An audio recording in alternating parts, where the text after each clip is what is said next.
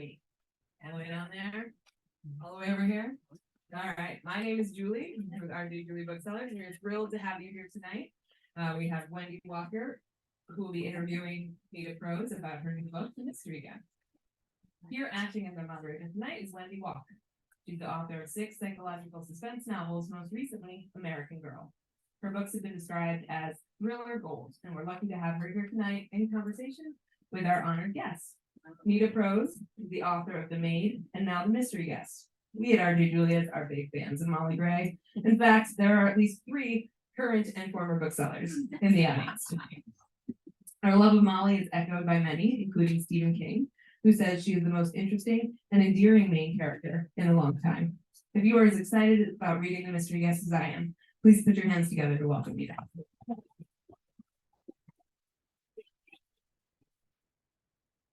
So this is such a thrill to be interviewing Nita Prose, and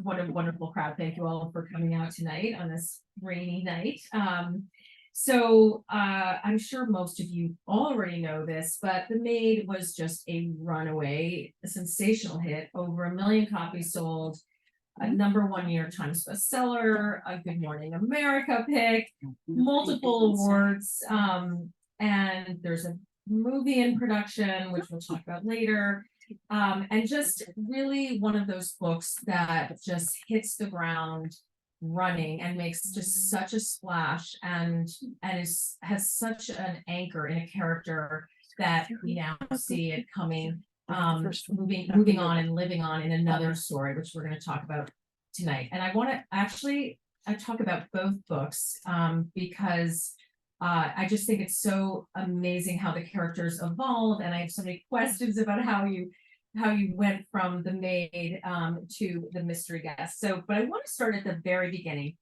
and I'm going to confess that I have watched some interviews with you to get some backstory. But for those of you who have not seen or heard any of her interviews, I start at the beginning. Tell us how you came to be a writer, because your career a few years ago was, and still is, as an editor at Simon & Schuster. Yes, well, I'm an accidental writer. I didn't mean to do this. She did it again. I work in publishing. I worked in publishing for 20 odd years, and I love working with writers. It's really wonderful. But a few years ago, I was at the London Book Fair, which takes place every year in London, and that's where agents and publishing people gather, and we talk about manuscripts and what's in store for the years to come. And I was going out to a meeting, leaving my hotel room, and I went to the meeting, came back, and I completely startled the roommate as she was cleaning my room. And this is the slightly embarrassing part.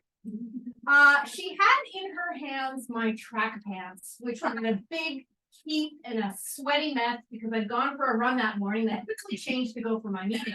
She was holding them and folding them, and I was looking at her, embarrassed, and she was looking at me, embarrassed. And I thought to myself, oh my goodness, it is such an intimate and invisible job to be a roommate. She'd been cleaning my room for days. She knew everything about me. She knew the clothes I wore, the medicines I took, the makeup. She knew my schedule. She knew my shoes, everything. But I didn't know anything about her.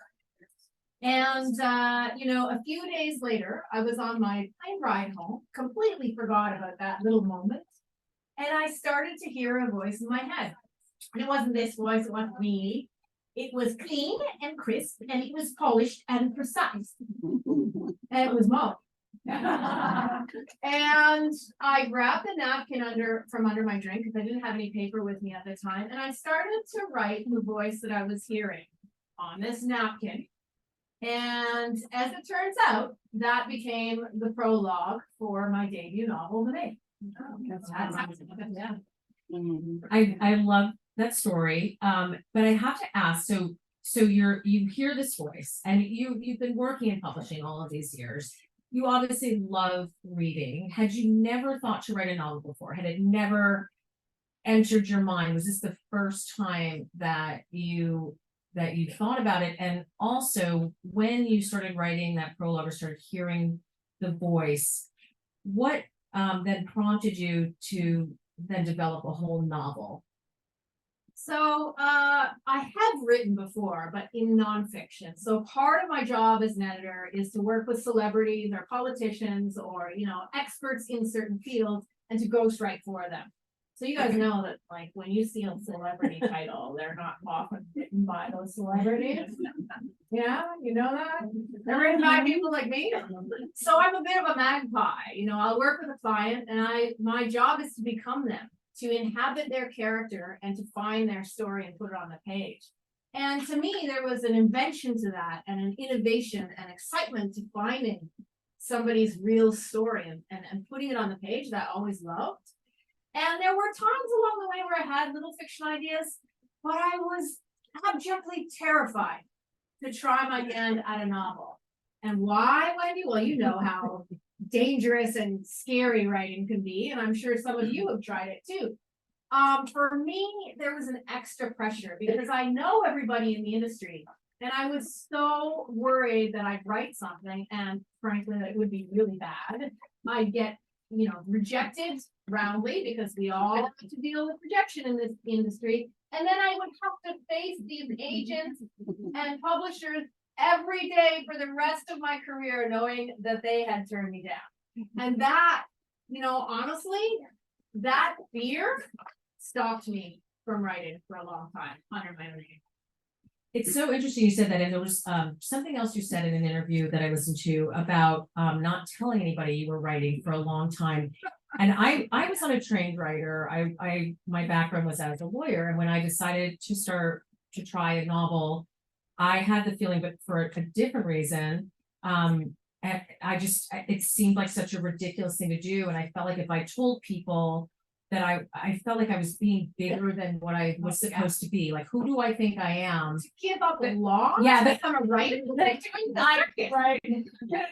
Like, you almost have this feeling that people are going to think that of you. Like, who do you think you are that you're going to write a novel? What do you think will come of it? But when you say that about being in the publishing industry, that's going to be like 100 times the fear I had. But why do you think it is that? Do you think it's? I'm just going to put it out there. Do you think it's just women who feel that way? What is, or do you think it's anyone who wants to write a novel? Why is it that we somehow feel that writing a novel is this like heady thing that we shouldn't allow ourselves to admit to doing? Well, we're supposed to be lawyers and doctors and all that stuff, Wendy. I know. We're supposed to go into the arts. Every parent knows that. You want kids who go into the art now. It's fun. It's scary and it's difficult and it's competitive and it's filled with rejection and pain and loss. And the process of learning the narrative craft is slow, it's tedious, it's painful. And it's so wonderful. Yeah. Yes. Yeah. Okay, so I want to jump in now to Molly, because Molly is where everything started. Molly was the voice in your head, and she is obviously what is carrying both books and hopefully more to come. So these were the things about Molly that I picked up on that I loved about her. That order is everything. I'm a little bit of an order person myself. I love how she says she can erase unpleasant things from her mind, like almost with an invisible eraser. And I wish I could do that. I thought that was amazing. She has trouble holding emotions. She's very literal. And I want to get to why she's more literal in the first book and more evolved in the second. So we're going to get to that. She values integrity, honesty, but she will break the rules when it serves the greater good or a better good or makes more sense to her. So she does have some nuance to her rule following. Now, obviously, you've heard this before, that these traits that she has are consistent with labels like autism and OCD, and yet you don't name any of them in the book. But talk a little bit about, so you hear this voice in your head, you must know, because I know you've worked with special needs kids, so we want to hear about that too. You must have had a moment where you thought, wow, I'm writing a character who could be labeled as blank. How am I going to develop her? How am I going to deal with this issue? do research, talk about that. Sure. So yeah, you're absolutely right. You will notice if you've read the books that I never label and there's a reason for that. And I did think about that. I thought about that choice a lot early on in the writing process. For me, the point of the novel is both novels, but especially The Maid, is for the reader to sit behind her eyes, to go on a journey, not with Molly, but as Molly. You know, so that you live life as her, working as a maid with her unique way of thinking and being and her unique moral compass. And hopefully, if I've done my job right, bit by bit, you come to love her. And my concern was that if I put a great big label on her and said she is this or she is that, then some readers would see her as other. They would immediately say, this is not me. This is not a character I'm interested in understanding. And they wouldn't do the very thing that I wanted them to do, which is take a leap of faith to understand her difference and learn to see how extraordinary she is. And how difference, just as Grant says in the book, can really be wonderful. You know, we are all different and we are all the same. So I wanted to really push as far as I could on that journey of empathy and move the reader from a state where they would have to, you know, reconcile with a bit of a prickly character. You know, she's frustrating at times. Yes. You want to shake her by the shoulders and go, come on, don't you know it's not? But then slowly, over time, you come to love her. Yeah. And it is such, I found it so interesting reading her and also, and having that experience. And then listening to your interviews about talking about this, because there is this thing, and as an editor, you must have dealt with this with other authors called like own voices, right? So we frequently hear about authors who are trying to write from the perspective of someone whose shoes they have not actually walked in themselves. And there are sometimes that we're sort of allowed to do it, and other times when we're not. And every author I know has gotten pushback like, oh no, that character can't have that trait because you don't have that in your background. You don't have any children like that or whatever, so you're not allowed to write about that. Did any of that come into your mind having worked as an editor? Did you like do research, have sensitivity readers? Like, how did you sort of thread that needle of seeing so closely through her lens, but not walking in her shoes yourself? You know, I guess I held myself to the same standard that I hold all of my writers to. And that's, is it believable and is it true? And I think part of the reason we read is to understand people who are not us. That is a reason to understand another character. Sometimes a writer is going to get it right, and sometimes a writer is going to get it wrong. And certainly writers have a deep responsibility when taking on characters to try their absolute best to get it right. But it's not the decision of me to decide whether I did it right or not. That is for the readers to decide. And I hold it out to you, and you may decide. If I did it wrong, that's okay. I tried. You know, and as for research, you know, there are different kinds of research. And for many years before I was an editor, I worked with special needs kids, teenagers, sometimes a little older than that. And I learned a lot, not by being them, but by walking beside them. And it was a formative time in my life. I loved these kids. They also drove me crazy. They were wonderful and extraordinary in so many ways. And something we used to love to do was like get out of the classroom. And we go on field trips. And I don't mean we go to the museum or something like that. I mean, I would take these kids out to the donut shop across the street or somewhere mundane like the post office, and we would claim space. And it wasn't to teach the students. No. It was to teach the rest of us how to behave in the face of somebody who might be slightly different, who might need to rock themselves because it makes themselves feel comfortable, or to hold, you know, a stack of newspapers because somehow holding the future and the past in your hand made you feel safe, as my students sometimes did. And most of the time, the public, people out and about in the world treated these kids with dignity as they would treat any person, except for the people who didn't.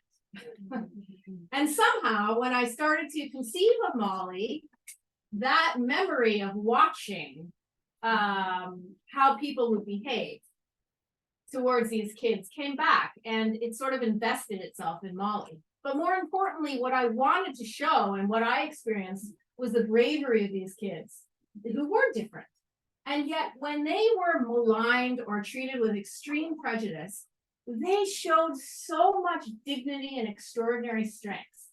More so than any, a typical person, neurotypical person I've ever met. And I think that's because they had to deal with this every single day, and they learned a kind of grace and human dignity that was extraordinary. Yeah, and I think it's so wonderful to have characters who are, neurodiverse. I mean, that's a label, but we're all neurodiverse in our own ways, and to have the book just be about this character and not be about any labels, and not be about, she's just a character in a murder mystery.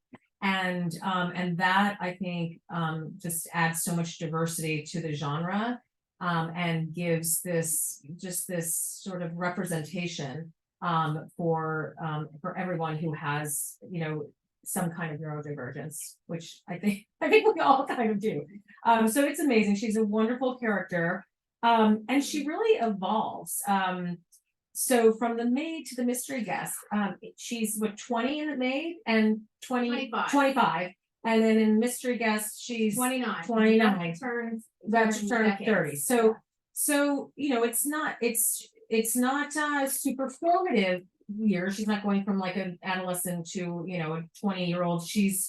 There's tremendous growth in her character, which I'm sure was intentional because you're an amazing writer and a trained editor. But I noticed so many things about her that had evolved. She wasn't quite as literal. She's in a relationship. She's learned to navigate her love life. We see her in The Maid, where she, Rodney is taking her out to, ask her questions about the murder, and she thinks it's a date. And now clearly she's in a relationship when we meet her in The Mystery Guest. How did you make that transition, and what kind of plotting went into that in evolving her character? Yeah, well, I think of The Maid as a book where Molly really learns to grow into herself. She learns a sense of self. At the beginning, she's so grief-stricken. She finds herself alone in the world for the very first time, without that central figure in her life who always helped her navigate the difficulties of life for Gran. And so in a very short time span, in a week, she goes through a journey of growth that is actually immense, and finds herself. She finds a sort of stability and a grounded nature within herself. So then in The Mystery Guest, the question is, well, what now? When you're going to write a sequel, you have to, for me, yes, the mystery is important, but moreover, that voice-driven, character-driven pursuit is much more interesting to me. But it is because Molly grew in the first book that in the second book, it's not really about her anymore. What she's trying to do through the investigation of her own past and the memory she has of the past, because the book takes place in the past and the present, she's actually trying to understand her grandmother. And she's trying to understand how this incredible matriarch in her life made unconditional sacrifices in order to grow her into the woman she is. So she moves from an obsession with self and a need to develop herself in the first book to branching out and thinking of others in the second. And if that's not a metaphor for maturity in life, I don't know what is. So what I loved about The Mystery Guest is that you structure it with a split time frame and 2 points of view. So I don't think it's a spoiler to tell people that you get to go back in time to when Molly is she 10 years old. 10 years old with her gran. Basic publisher, just tell people what the book's about, for God's sake. Do you want to give this for like Sure. minutes of it? Yeah, so yeah, there are two timelines. So in the present tense, there is a reclusive, world-renowned writer who drops dead, very, very dead, on the Regency Grand floor. And we have another murder to solve in the present tense. And of course, Molly is inextricably involved in solving that murder in a new way.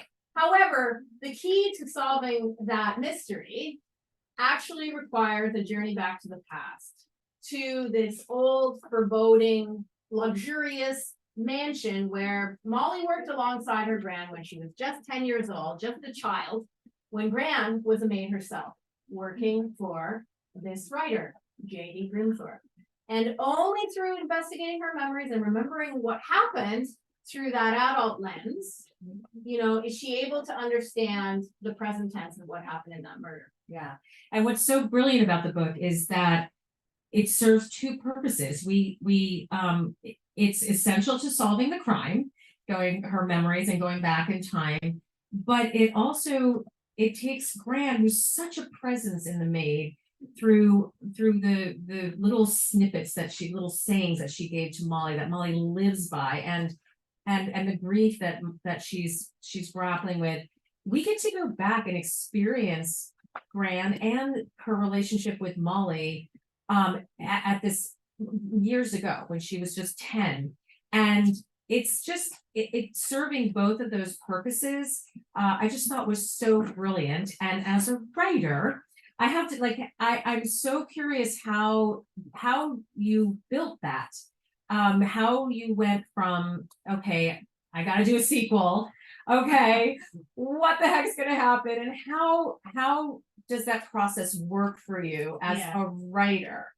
Well, I'm a newbie, unlike some people up here. So I had to learn that. I had to learn, how do I write a sequel? I promised myself that if I wasn't happy with what I wrote, that would never leave my drawer. You would never see it. And so for me, The Maid was a mystery on the surface, and it had a great mystery engine, which, hopefully kept you turning the pages if you read it. But the heart of the novel is actually what the Brits call, and I love this term, uplit. Yeah. Uplifting literature. A feel-good fiction that takes us through a journey of growth that leaves us with a feeling of hope and renewal by the end. And I asked myself as a writer, and put the challenge to myself with that book, how do you write a murder mystery that is also a journey of growth about hope? Those two things don't go together well. But I love what I call Frankenstein books, that mix up two genres and find something new. So what I found was, when I was turning to the mystery guest, I had to figure out what the two genres were. Of course, I wanted to keep the mystery in the present tense, but in the past tense, I needed a new terrain to explore as a writer, to challenge myself. And what I came up with was, that wonderful trope of the secrets of an old mansion. I wanted to see, can I write a fairy tale for adults set in this place, where we go and we explore, and there are dusty relics, and an old delicious library. There are secrets behind every door in this mansion, and that in a way becomes the metaphor for the mysteries of the past that Molly has to understand about how she was raised. Yeah. And it serves all of those purposes, and it was just such a great structure for the story. So I want to talk about the other characters a little bit. So you start with Molly, and some of so two questions. How did you then develop the other characters? What was your process? And how did you decide which ones would stay and which ones would go in the mystery guest? Oh gosh, I don't know. I think that's really about mechanics and narrative structure, that it becomes pretty clear who is going to serve your story and who is not going to serve them. But I do find many readers who are, they want more Juan Manuel, for instance. Yeah. So he's a major character in the first book. He could not be a major character in the second book. He had to take a back seat, because if he were too prominent and forward, he would offer too much help to Molly and she couldn't grow again. So I had to find a way to have him there and yet, be at a distance. So, that's an example of, Yeah. how narrative form and structure actually dictates what you can do and the boundaries you find around a character. Yeah. And see, this is where you say you're a new writer, but your experience as an editor is coming through in that answer, because so many writers would say, I just love that character so much, I had to put them in the next book, or I hated that character deep down, I had to put him in the first, I got rid of him in the second. So it's really interesting, your sort of very technical answer to that question, because I think a lot of writers would have had a more emotional response about which characters to keep and which ones to lose. But it is a conversation I have with author friends all the time who are struggling with, writing themselves into a corner or not knowing how to serve a plot. Oh yeah. And I'm like, you've got to get rid of that character, or you have to add another character because you do need that vehicle. And really, writing it's creative, but it is so technical. And it's myopic. Yes. So that's what I learned about being on the other side. When I'm an editor, I know what I'm doing, right? So I'm like the king of the world. I've always described like the difference between us up here as writers and editors as a labyrinth. So imagine that there's a writer and her job is to go into this maze and find the story from beginning and get to the end. That's your job as a writer. But when you're down there as a writer and you're entering the maze, all you can see is like a tiny bit ahead. And if you turn the wrong way, you can waste 6 months and come to a dead end in your story and never get out of it. But as an editor, I always feel like I'm on a big ladder outside of that maze. I'm looking down and I can actually tell a writer, if you go that way, your story's over. But to lose my eyes when I became a writer and to be down on the ground like that, oh my goodness, it was so scary. And that's why I say I'm a newbie, because that shift in point of view actually changes your muscle and how you metabolize story. Yeah. So I do feel fresh. Yeah, it is. And it is, even when I, will go back and edit something that I've written and it is laid out, it's much easier to move the pieces around than when, you have nothing on the page or on the screen. It's like, I don't know which way to go. Somebody tell me which corner to turn. And so I just want to ask, because I want to open it up to questions.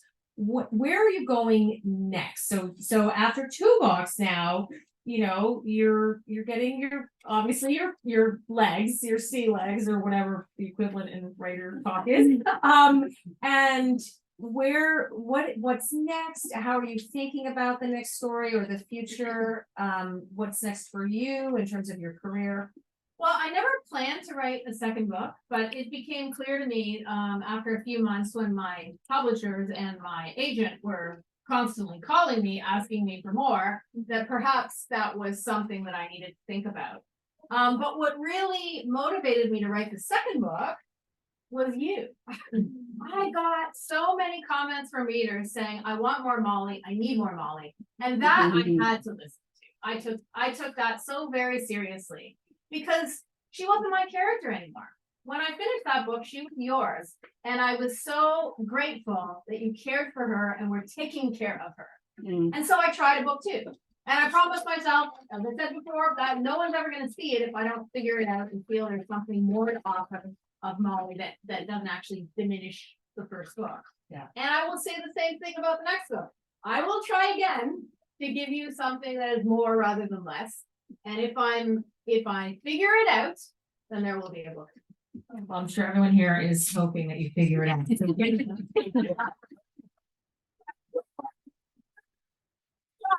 Give her a cup of coffee and get her back to her computer.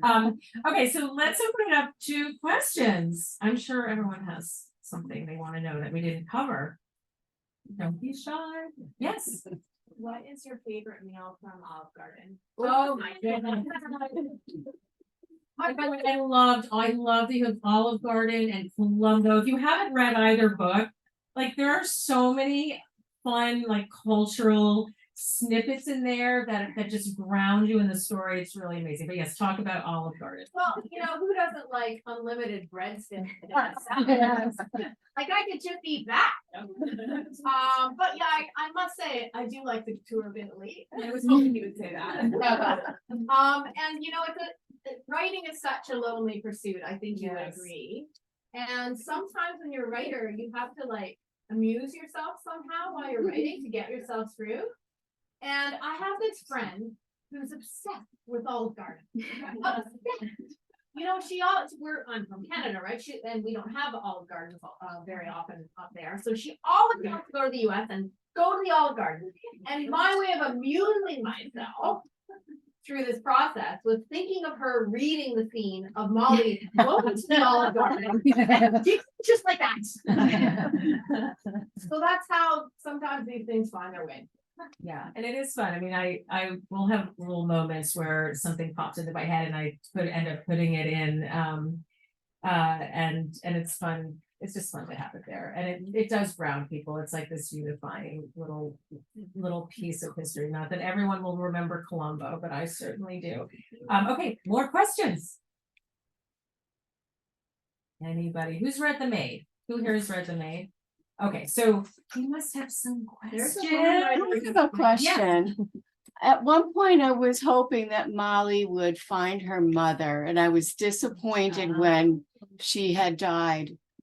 What were your thought processes on Well, did I? that? Question. Yeah, that you are a careful reader, and I can tell the careful readers when they ask certain questions like that. All will be answered in the second book. Oh, Yes. okay, good. I'll read. Yeah, I mean, the great thing, there were so many open questions about her story, about her mother and about her father. And there are things about Gran that we find out in the mystery guest that bring so many of the threads from The Maid together. So yeah, everyone needs to read the book and find out the answers to all of those questions. Yes. So I'm wondering, as an editor, how do you feel when you get edits? Yeah, I'm really grateful for edits because, as I said before, I feel so vulnerable and blind when I'm writing. So I think, editorial work can go wrong when the editor and the writer don't have the same goals in mind. And that's why it's absolutely important at the beginning for everybody to be on the same page about the world, the characters, and the intent of the book.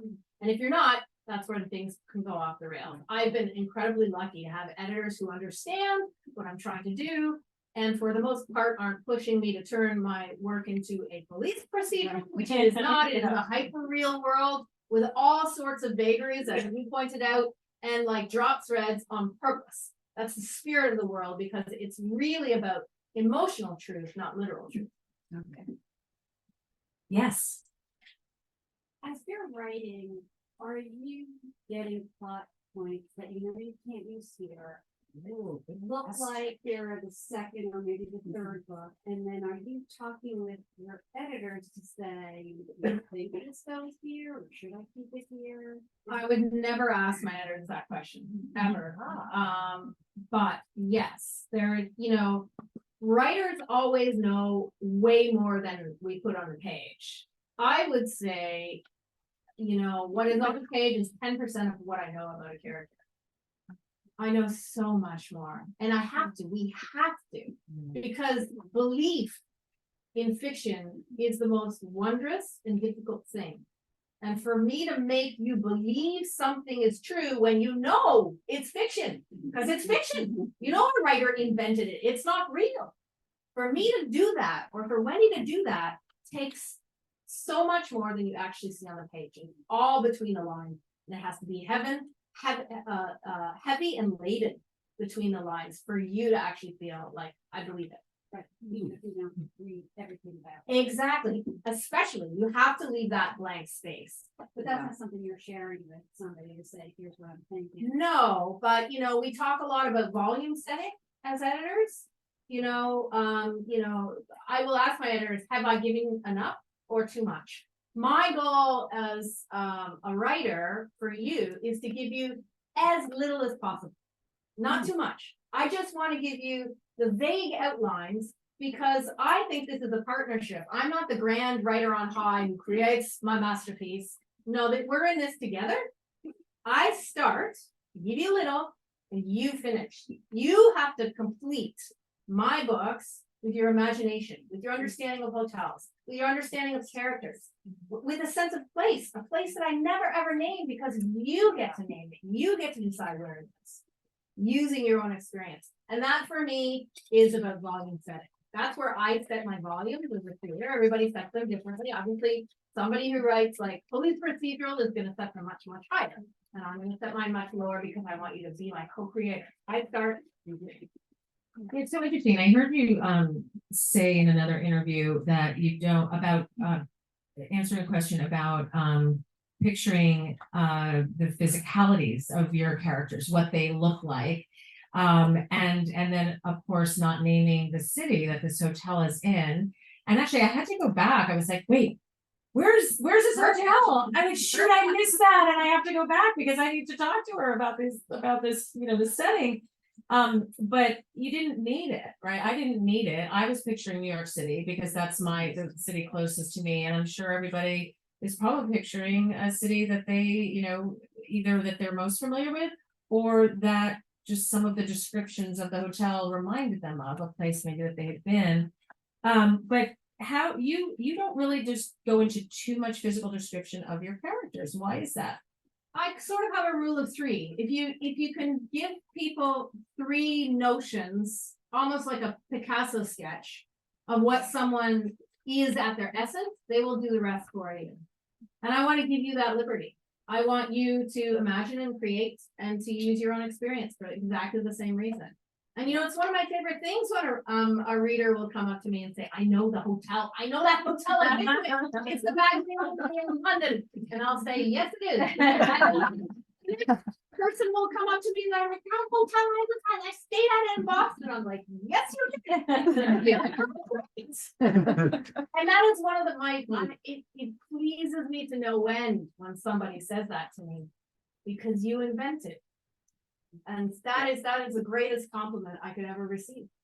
Yeah, and it goes to believability, right? Because when you want the reader to really feel these characters and understand them, part of that understanding is going to come from identifying, right, with them, either through yourself or people and I think I actually do the same thing. I rarely I actually can't picture some of my characters. Right. But people will say, who do you see playing this, if it was adapted? I can't. I know what they are in their brain. Like ask me anything that they're thinking or feeling, or ask me how they, even if they find that guy attractive or if they like that flavor of ice cream or whatever, I can tell you that, but I don't know what color their hair is. Yeah. Or how tall they are. And it's really fascinating, but other writers do. Other writers really picture their characters and it's just a very personal thing.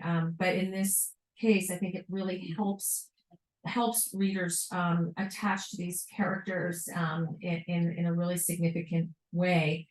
But talk a little bit about the movie, the adaptation, where the progress of that, because as many writers know, a lot of things get optioned and they move forward and they don't move forward. And then what's that process been like for you? And how are you going to feel when it gets made, when the Maid gets made? And such a good punter. And how do you think it'll feel though for you to see it in someone else take it, not just in who's portraying Molly and these other characters, but also the script and the story and the dialogue. I mean, the dialogue could be different. Yeah.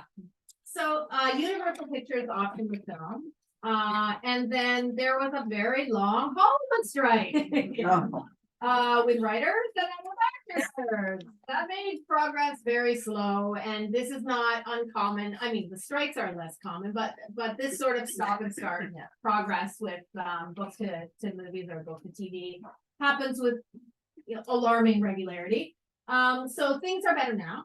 Things are moving along again, and hopefully we will see the Maid on screen. And for me, the most exciting part is the exact opposite of what I was just saying to all of you. In a film, as a work of art, it's all about the visuals. It's all about every single detail. And for me, the fun will be seeing the Regency Grand Hotel. Yeah. Like having it come to life and be visualized in all its splendor and detail. I can't wait for that. That for me is going to be so much fun. Yeah. Well, I think we can all agree that we feel the same way. We can't wait to see it adapted and brought to the screen. Okay, more questions. Sorry, I had to step in there. Anybody else? Yes. Do you plan to ever take Molly out of the Regency? Well, I guess I did in the second book, even though she goes to the past. So yeah, But as an adult. Yes, it's entirely possible.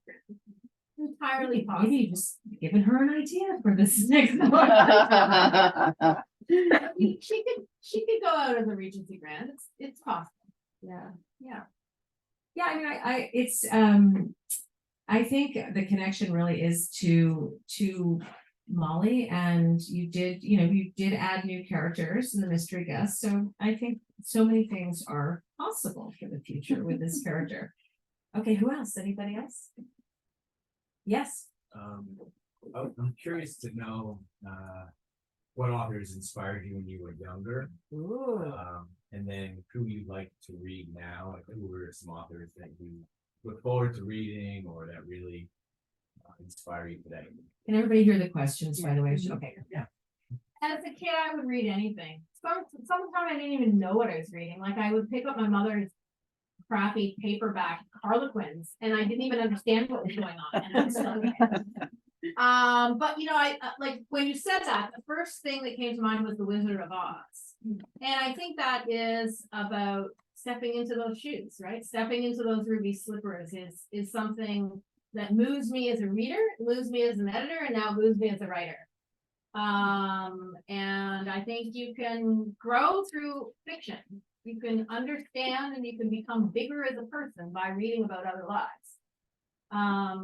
So yeah, that's the answer to the first question. There was a second But question. the second question is the question I always dread because I always have author friends that I feel like I need to support. And but what do you like to read now? Oh, well, I'm an omnivore. I'll read basically anything. If you put a cereal box in front of me, I'll read every word. I can't help it.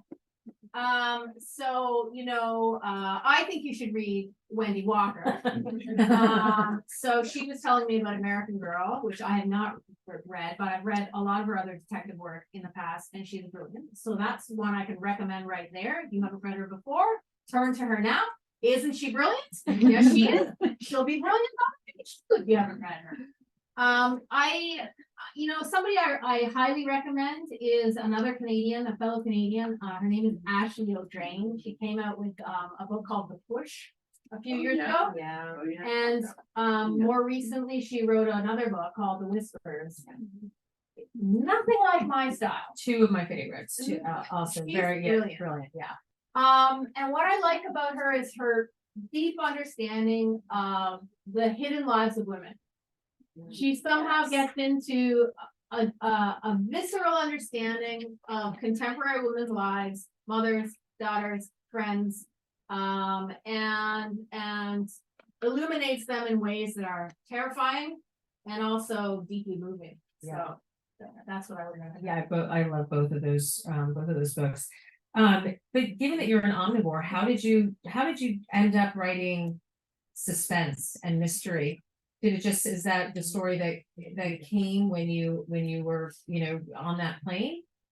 Yeah, in part. But I don't consider myself a mystery writer. Mystery is just a container. It's just a genre. And I was using the engine and the components of that genre because they matched the idea that I had. It was the right match. It was the right container. But at heart, I don't think of myself as a mystery writer. I'm a character writer. I'm a voice-driven writer. I will always be writing about voice-driven fiction. Yeah.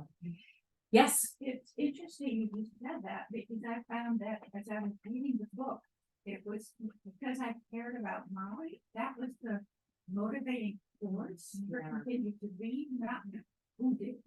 And that's the kind of reader I am too. I think we're the same that way. I'm marginally interested in the suspects and who did it, but only marginally. Yeah, Yeah. absolutely.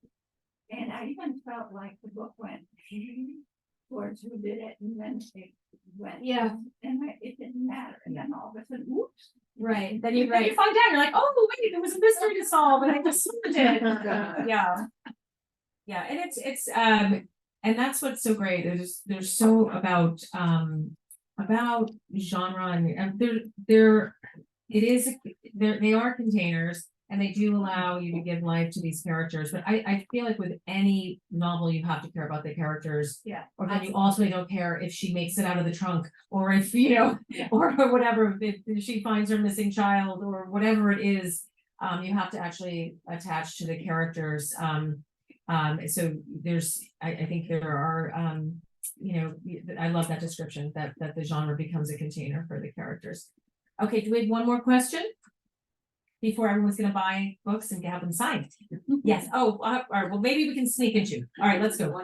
What's your writing process? Oh, Do you my write- goodness. I wake up at a god awful hour of the morning at 5 a.m. And I get to work. And there are a few reasons why. First of all, because I have a day job, I edit all day, I work with writers all day. So I have to find hours in the day in order to write. And I love that period. I love that morning time when the sun isn't even up, where sort of there's like a piece of myself that is still half asleep. The piece that like judges and says, oh, that's not very good and you're wasting your time. And all those bad voices, they're still dreaming. And I feel like I can dance on the page then, you know, like nobody's watching, it's just me. Love that.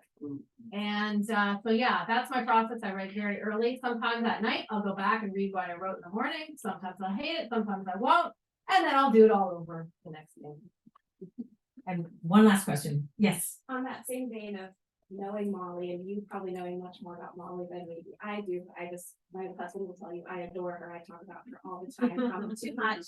Because I feel like she's Like really, Mark for I feel taking like she's care a of her. friend of, yeah, I feel like she's a friend of mine, but I always think about what kind of music is she listening to? What kind of books is she reading? I would love to know like one little fun fact about her maybe that we didn't read in the Maid or in the Which fact do you want?